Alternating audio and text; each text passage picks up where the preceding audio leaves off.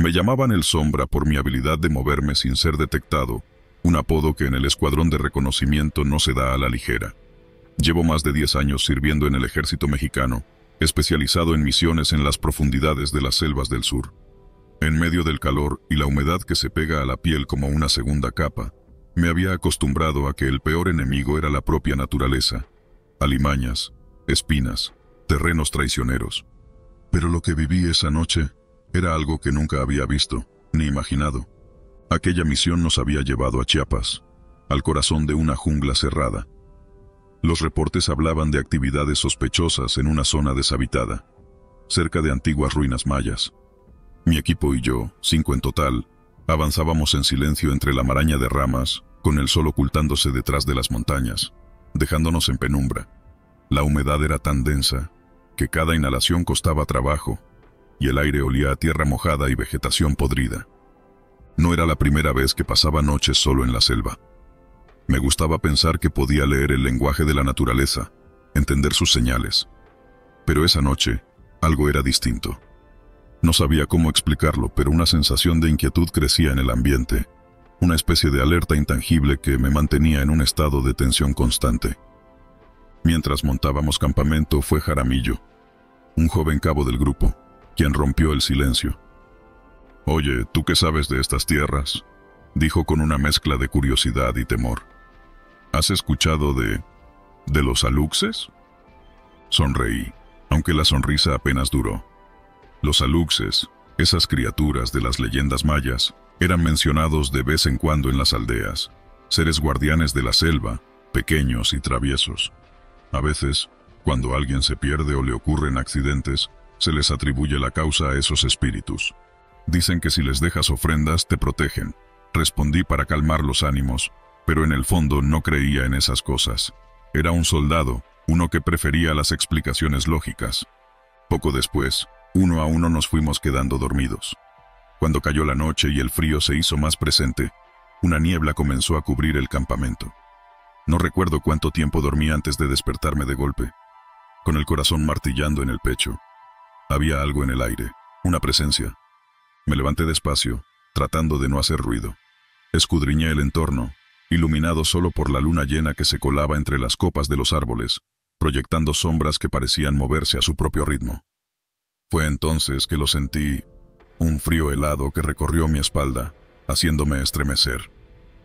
Debió ser el aire, pensé, aunque algo en el ambiente parecía demasiado extraño para que fuera solo eso. Me giré de un lado a otro buscando alguna señal de movimiento, pero no vi nada. Volví a sentarme, pero no pude apartar la sensación de que algo me observaba desde la penumbra. A la mañana siguiente, mis compañeros notaron que me veía inquieto, y aunque no quería preocuparlos, Jaramillo fue el primero en hacer un comentario. «No dormiste bien, ¿verdad?», dijo con una ligera sonrisa. «Cosas de la selva», le respondí, intentando quitarle importancia. «A veces no te deja descansar». Avanzamos durante el día en dirección a las ruinas, abriéndonos paso entre la espesura. Mientras más caminábamos, más se apoderaba de mí esa extraña sensación de incomodidad. Unas horas después, alcanzamos nuestro destino, una construcción antigua, derrumbada por el paso de los años, cubierta de vegetación que parecía devorarla. Nos acercamos cautelosamente, inspeccionando el lugar. Parecía desierto, como lo indicaban los reportes, pero era imposible no sentir una especie de peso en el ambiente, como si los mismos muros y piedras guardaran algún tipo de secreto sombrío. Al caer la noche, tomé el primer turno de vigilancia. Los demás se recostaron en sus tiendas de campaña y pronto el silencio se apoderó del campamento. El aire era espeso, inmóvil, y los sonidos de la selva parecían lejanos, como si algo los ahogara. Fue en ese momento cuando lo sentí otra vez. Ese frío, esa presencia, una corriente helada se deslizó por mi espalda, como si un manto invisible se aferrara a mí, presionándome, abrazándome. El miedo me congeló. Traté de moverme, pero mi cuerpo se negaba a obedecer. Entonces, una sensación aún más perturbadora me recorrió. Una mano helada, palpable, presionaba mi espalda, tan real que el simple contacto parecía robarme el aliento. Logré dar un paso hacia adelante, y en ese momento el peso desapareció. Me giré, pero no había nada. Solo oscuridad y una niebla que comenzaba a formarse en el aire. Mi respiración era rápida, pero no quise alarmar a los demás. Sin embargo, un escalofrío aún recorría mi columna. Sin decir una palabra, fui a la tienda de campaña y me quité el uniforme. En mi piel, en la espalda, noté algo que hizo que mi corazón casi se detuviera. Allí, una marca de una mano impresa con un tono blanquecino, como si fuera la quemadura del hielo, que desaparecía lentamente frente a mis ojos. No dije nada, pero esa noche, dormir fue imposible. Los días siguientes, la sensación empeoró. Cada vez que me quedaba a solas, sentía el mismo frío recorriéndome, y no importaba cuánto intentara ignorarlo, sabía que algo estaba siguiéndonos. En un momento de descanso, mientras revisaba el equipo, Jaramillo se acercó de nuevo, con una expresión seria. «Jefe, yo también he sentido algo raro, como si algo me estuviera observando», dijo, casi en un susurro. «No te preocupes». Intenté tranquilizarlo, aunque en realidad no podía consolarlo ni a él ni a mí mismo. Debe ser el cansancio. La selva juega con la mente. Esa misma noche, mientras montaba guardia, sucedió algo que me hizo dudar hasta de mi propia cordura. Escuché pasos detrás de mí, ligeros, como si alguien o algo se moviera entre la maleza. Saqué mi cuchillo y avancé con cuidado, girando la linterna hacia el lugar de donde venían los ruidos. Nada. El silencio se hizo absoluto de nuevo, y me quedé allí, tratando de descifrar si aquello era una simple alucinación o si realmente había algo más. Fue entonces cuando lo vi. Apenas visible, en la penumbra de los árboles, una figura borrosa. Su piel era tan pálida que parecía casi traslúcida. No distinguí sus facciones, pero sabía que me estaba observando. Retrocedí instintivamente, pero al hacerlo un par de ojos me miraron desde la oscuridad. No eran los ojos de un animal, ni de un hombre. Eran ojos vacíos, oscuros, que parecían arrastrar una tristeza profunda, helada. Sentí que me susurraban sin palabras, que me exigían quedarme, que me llamaban a ser parte de esa selva que todo lo devora.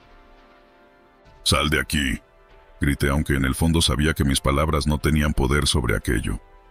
La figura se desvaneció, pero el frío, el abrazo de aquella presencia, permaneció. Cuando volví al campamento, mi equipo me miró con preocupación, pero no dije nada.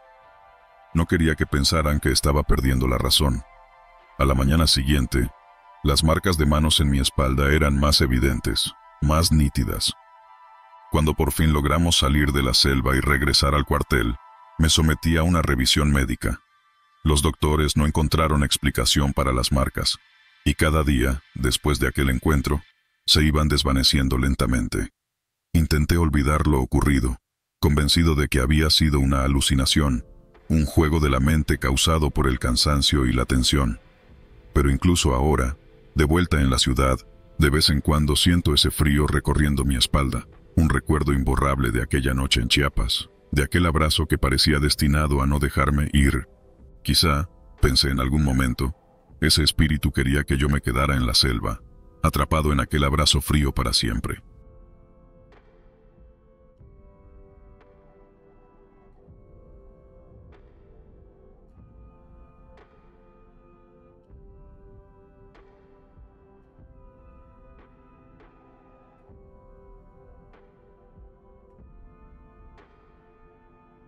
El calor abrasante de la selva nunca me había molestado tanto como aquella noche.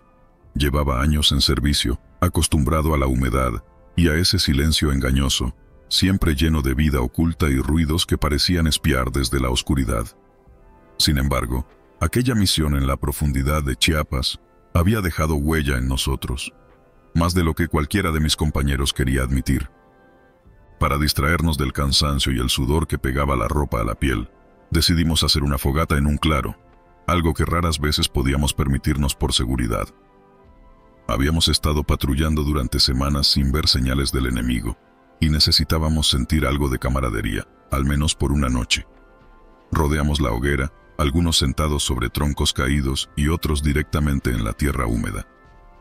A mi lado estaba Torres, el tipo más bromista del grupo, siempre listo para sacarnos una sonrisa incluso en los peores momentos.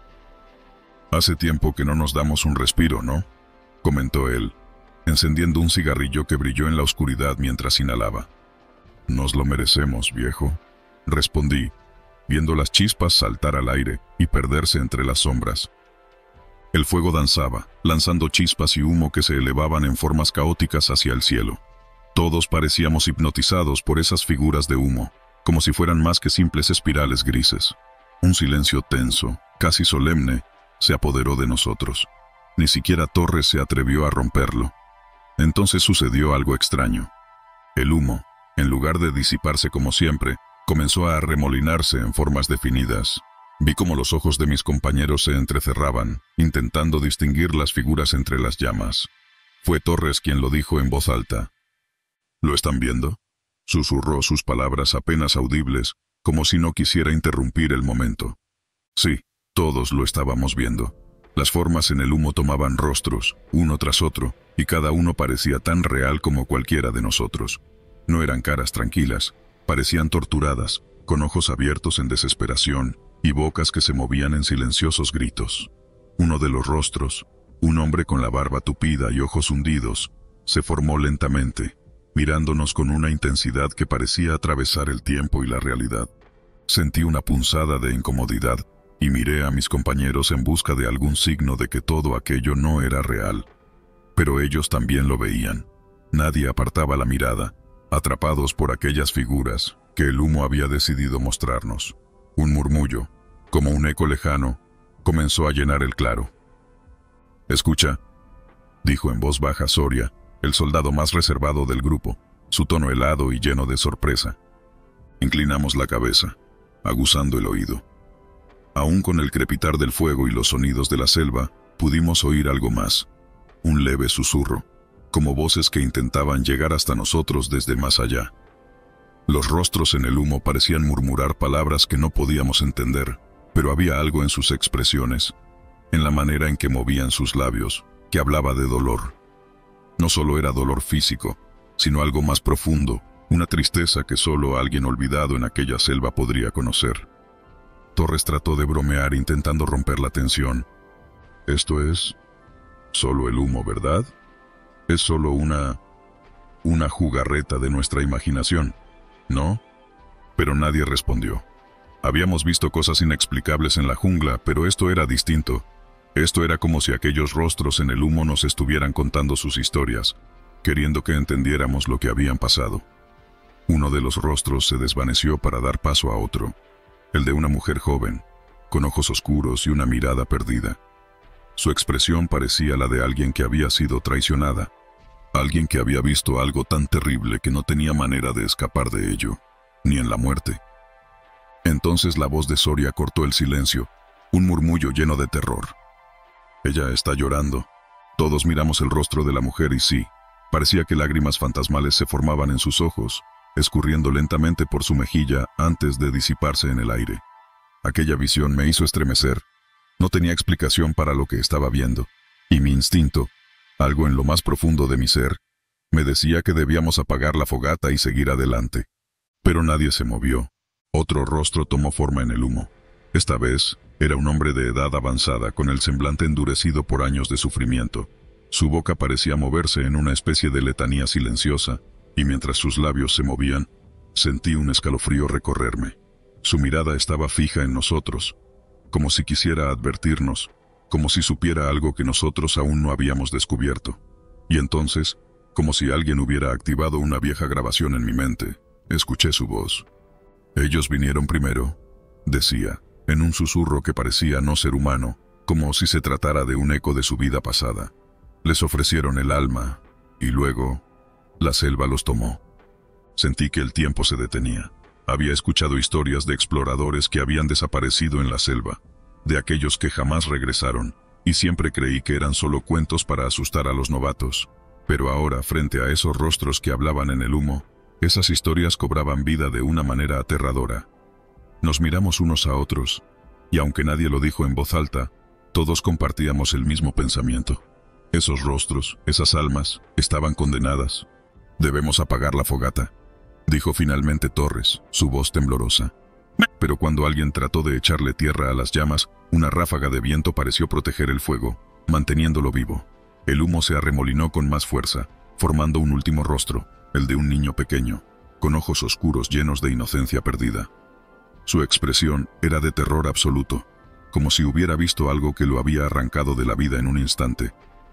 «Ayúdenme», escuché, una voz pequeña, frágil y desesperada. Sentí un nudo en el estómago. Aquella petición, aquel simple «ayúdenme», parecía resonar no solo en mis oídos, sino dentro de mi cabeza, como si el niño estuviera suplicándome desde un lugar inalcanzable. De pronto, un recuerdo me asaltó, uno que ni siquiera sabía que tenía, una historia antigua que mi abuelo solía contar sobre la selva y las almas atrapadas, aquellas que jamás encontraban descanso. «Nosotros no podemos ayudarte», murmuré en un acto reflejo, incapaz de soportar la mirada del niño. En ese instante, el rostro del niño se desvaneció, y el humo volvió a arremolinarse sin formar figuras. La fogata, como si entendiera que ya había cumplido su propósito, comenzó a apagarse lentamente hasta que solo quedaron brasas débiles. Nadie dijo una palabra, pero todos sabíamos que algo nos había observado esa noche. Algo que, quizás, nos había dejado marchar esta vez, pero que siempre estaría esperando en la profundidad de la selva. Esa noche, ninguno de nosotros pudo dormir. Cada vez que cerraba los ojos, veía aquellos rostros, escuchaba las voces, y el eco de la última palabra del niño aún resonaba en mi cabeza. «Ayúdenme». A la mañana siguiente, cuando emprendimos el camino de regreso, todos parecíamos diferentes, como si cada uno de nosotros hubiera dejado una parte de sí mismo en aquella fogata, en aquella jungla donde el pasado y los recuerdos dolorosos nunca mueren. Y aunque jamás volví a hablar de aquella noche, sé que esos rostros, esas almas que el humo nos mostró, siguen ahí, vagando entre los árboles, esperando que alguien los libere de su eterna prisión. Pero yo jamás volveré a encender una fogata en la selva.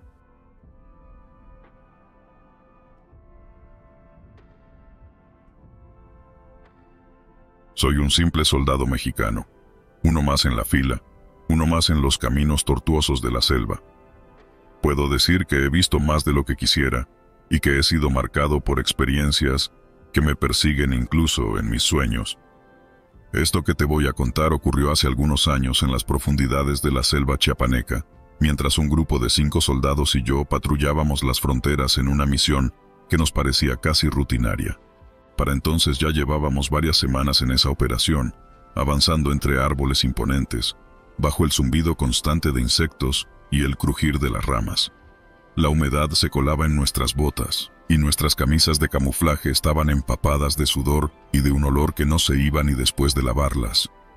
El día en que todo comenzó había algo raro en el ambiente, algo que hacía que todos miráramos al suelo o al horizonte sin cruzarnos la mirada. Nadie hablaba mucho, y no era la típica tensión antes de un operativo. Esto era otra cosa, una calma extraña que a mí me ponía nervioso.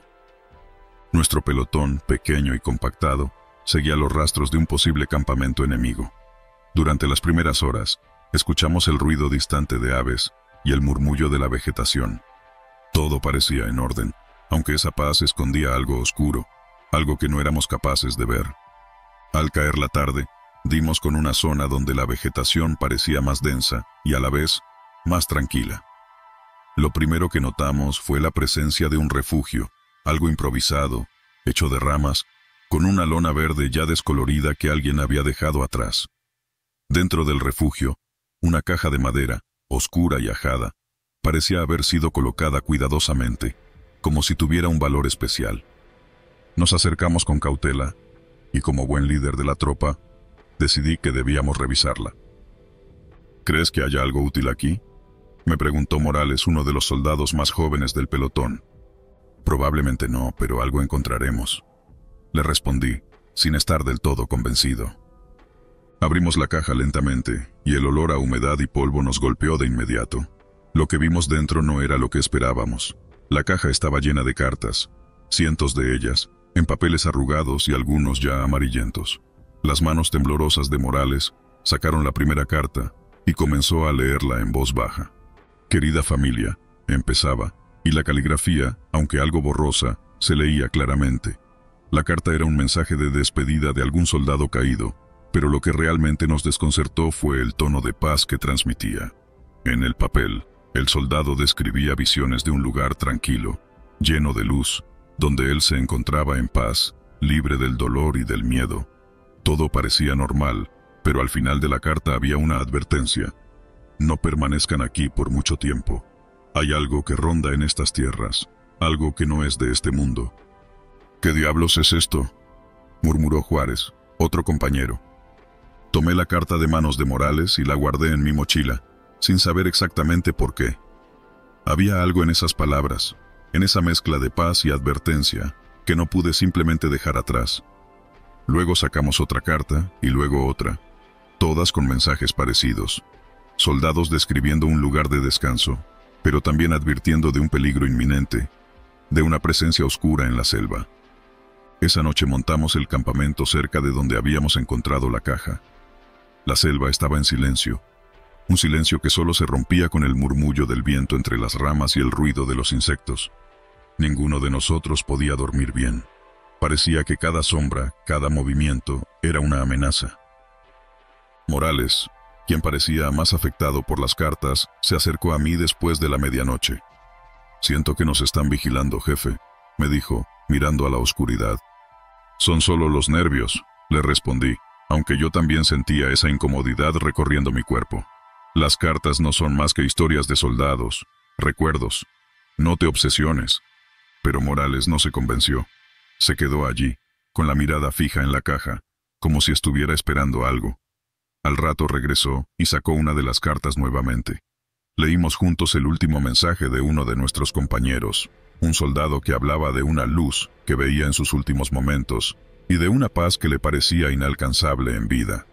Sin embargo, la paz era pasajera. En la carta describía cómo esa misma luz se tornaba oscura, como de pronto sentía una presencia, una figura que lo miraba desde lejos, acechándolo, esperando algo de él. Y esa figura, decía el soldado, venía de la selva.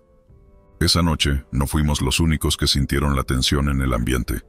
Alrededor de las 2 de la madrugada escuchamos un ruido, algo que se movía entre los árboles.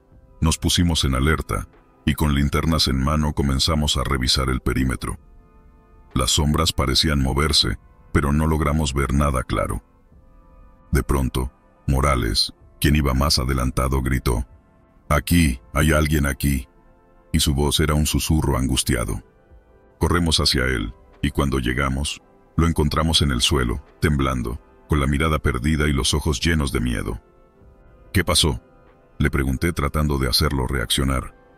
Lo vi, era...». No podía completar la frase, solo repetía lo mismo. La figura, en la carta, lo vi. Intentamos calmarlo, pero algo en él ya estaba roto. Esa imagen, lo que fuera que había visto, lo había dejado marcado.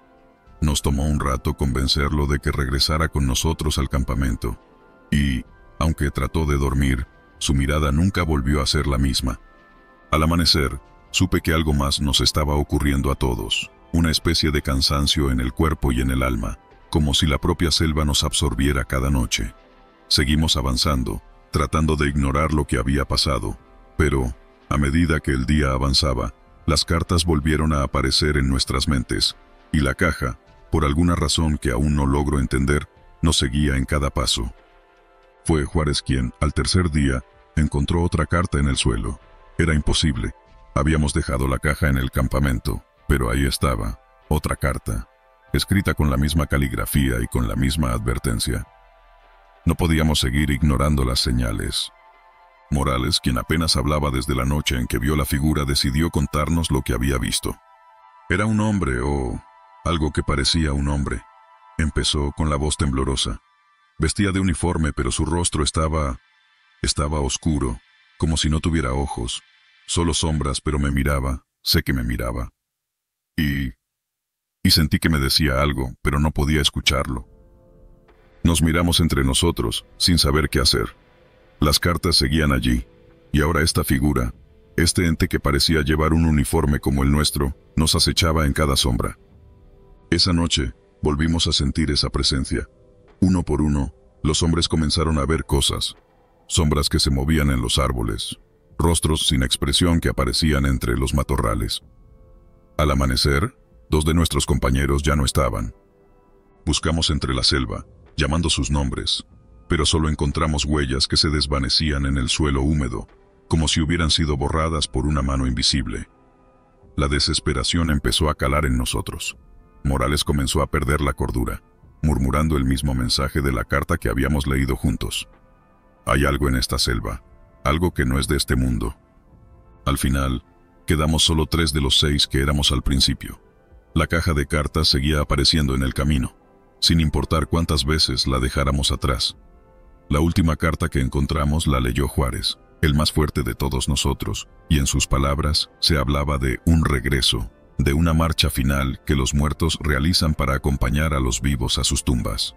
A partir de esa noche, nadie más volvió a hablar. Avanzamos sin mirar atrás, con la certeza de que alguien, algo, estaba caminando justo detrás de nosotros. Sabíamos que la muerte nos esperaba, que, como las cartas lo advertían, éramos los próximos en esa marcha. No recuerdo cómo llegué aquí, de vuelta a la ciudad. Lo único que sé es que mis compañeros no lo lograron, que fui el único en sobrevivir esa pesadilla en la selva. A veces, aún me despierto en medio de la noche, escuchando esas voces, las palabras de las cartas, sus advertencias, y cada vez que cierro los ojos, veo la misma figura, el mismo soldado sin rostro, que sigue esperando en algún lugar de esa selva, con una última carta, un último mensaje, que algún día también será para mí.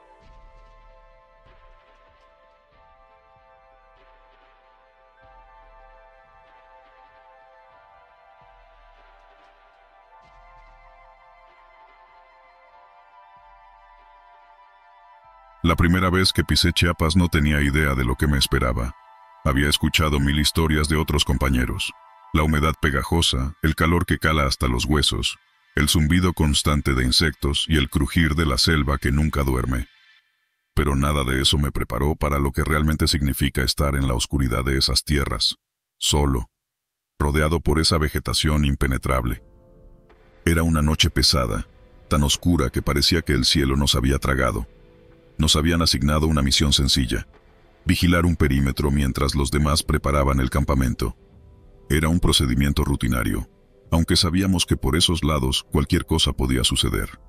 Estábamos ahí para asegurar la zona y reportar cualquier movimiento sospechoso. Esa noche me tocó hacer guardia junto a 2 compañeros, Méndez y Aguilar. Nos distribuimos en un pequeño círculo, cubriendo cada quien un ángulo distinto para asegurarnos de que nada ni nadie se acercara sin ser visto. Nos comunicábamos en susurros, bromeando un poco al inicio, tratando de relajar la tensión. La selva estaba tranquila, demasiado tranquila, pero el cansancio me obligaba a luchar por mantenerme alerta. Ya era medianoche cuando empecé a sentirlo, una sensación extraña de que alguien nos observaba. Al principio lo ignoré, pensando que era solo mi mente jugándome una mala pasada. Pero pronto se hizo imposible ignorarlo. Sentía que algo, o alguien, me miraba, y no desde un solo punto, sino desde todos los ángulos. Cambié de posición, pasé la vista por el perímetro tratando de encontrar el origen de esa extraña incomodidad. A mi alrededor solo había la espesa oscuridad de la selva. Encendí mi linterna, buscando en la penumbra, pero no vi nada. Solo sombras, ramas y más sombras. ¿Todo bien, Ramírez? Escuché la voz de Méndez, que sonaba más cerca de lo que recordaba. Sí, todo bien, creo, le respondí, tratando de sonar convencido. Unos minutos después, volví a sentirlo, esa misma sensación punzante en la nuca, como si unos ojos me perforaran desde lejos. Decidí encender la linterna de nuevo, recorriendo los arbustos y árboles cercanos. Fue entonces cuando lo vi. Eran unos ojos, brillaban en la oscuridad, fijos en mí. Eran 2 puntos amarillentos, inmóviles, que parecían observarme desde detrás de unas ramas. Sentí que el pulso se me aceleraba, y sin pensarlo mucho, apunté mi arma en esa dirección. ¿Qué pasa, Ramírez?, preguntó Aguilar esta vez, con un tono entre preocupado y molesto.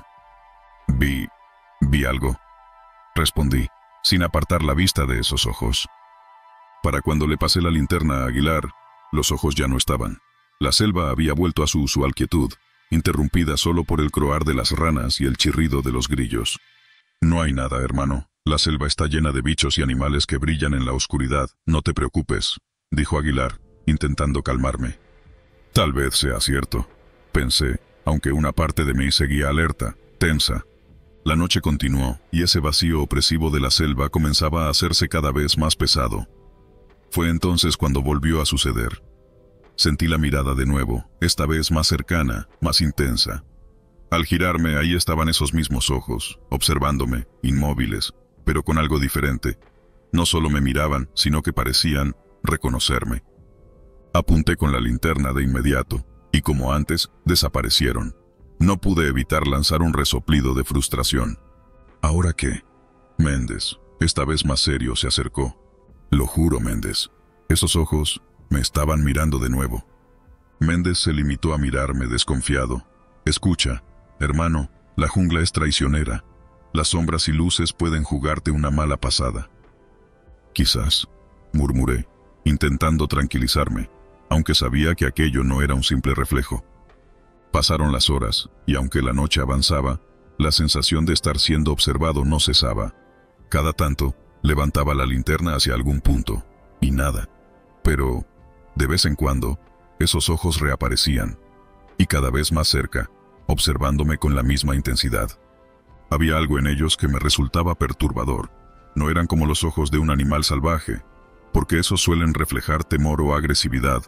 Estos, en cambio, transmitían algo diferente, algo que me helaba la sangre y me hacía sentir que no estaba solo, y que aquello no era humano, ni tampoco animal. En un punto, Méndez y Aguilar ya no parecían tomarse en serio mis palabras. «Ramírez, solo son tus nervios», decían una y otra vez, aunque notaba que ellos mismos parecían un poco incómodos. Ya ni siquiera me respondían cuando les alertaba, solo me decían que no pasa nada, y volvían a lo suyo. Pero entonces, sucedió algo que hizo que se les borrara la sonrisa. Estaba de pie, enfocando la linterna en un punto fijo donde creí ver algo moverse, cuando escuché pasos. Suaves, cuidadosos, apenas perceptibles, pero que en esa quietud de la noche eran inconfundibles. Miré a mis compañeros, que también habían escuchado y estaban en alerta. Los pasos se detuvieron y en su lugar, un leve murmullo llenó el aire. No podía entender lo que decía. Era un susurro sin palabras claras, un balbuceo profundo que parecía provenir de todas partes y de ninguna. Sentí un escalofrío y el miedo comenzó a adueñarse de todos nosotros. No era solo una figura de la imaginación, aquello era real, y no estábamos solos. «¿Quién anda ahí?», grité con la voz temblorosa. Silencio. La jungla respondió con su eterna quietud. De repente, Méndez lanzó un grito ahogado. Al girarme, lo vi apuntando con su linterna a un lugar entre los árboles. Aguilar y yo corremos hacia él, y cuando miramos, allí estaban. 3 pares de ojos, mirándonos desde la profundidad de la selva. «Esto no es normal», murmuró Aguilar, en un tono más bajo de lo habitual. Intentamos acercarnos con cautela, pero los ojos se desvanecieron como un espejismo en el calor del desierto. Solo quedaba la oscuridad de la selva, silenciosa y densa. Esa fue la primera vez que los 3 vimos lo mismo, y no era solo paranoia mía. Sabíamos que había algo extraño, algo que se movía con nosotros, algo que nos observaba. Decidimos retroceder y regresar al campamento, pero no sin mantener las armas listas. Nos detuvimos al escuchar el sonido de hojas secas siendo aplastadas a nuestras espaldas. «¿Lo escucharon?», preguntó Aguilar en un susurro. «Sí», respondimos Méndez y yo al unísono. Nos giramos, buscando con las linternas el origen de aquel sonido, pero no había nada. Era como si aquel ente se estuviera jugando con nosotros, llevándonos al borde del pánico para luego desaparecer justo cuando lo descubríamos. Decidimos finalmente que era mejor volver al campamento, pero en el camino, la selva parecía tener otros planes. Cada paso que dábamos, sentíamos que algo más estaba siguiéndonos. Las miradas se intensificaban, y el murmullo crecía, como un eco lejano, como un lamento eterno.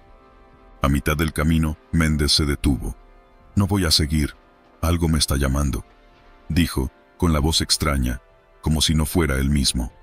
«¿Qué dices? Vamos, no podemos quedarnos aquí», le gritamos Aguilar y yo, pero Méndez no respondía. Entonces, sin pensarlo, Méndez comenzó a internarse en la selva, sin mirar atrás, como si algo lo estuviera guiando hacia el corazón de esa oscuridad. Intentamos detenerlo, pero no respondía. Parecía hipnotizado. «Méndez, regresa», grité desesperado, pero él seguía caminando, cada vez más profundo en la selva. Sin pensarlo dos veces, Aguilar y yo fuimos tras él. Corrimos, llamándolo, alumbrando con las linternas, pero el sonido de nuestras voces parecía perderse en el eco de esa penumbra, como si la selva misma se tragara nuestros llamados.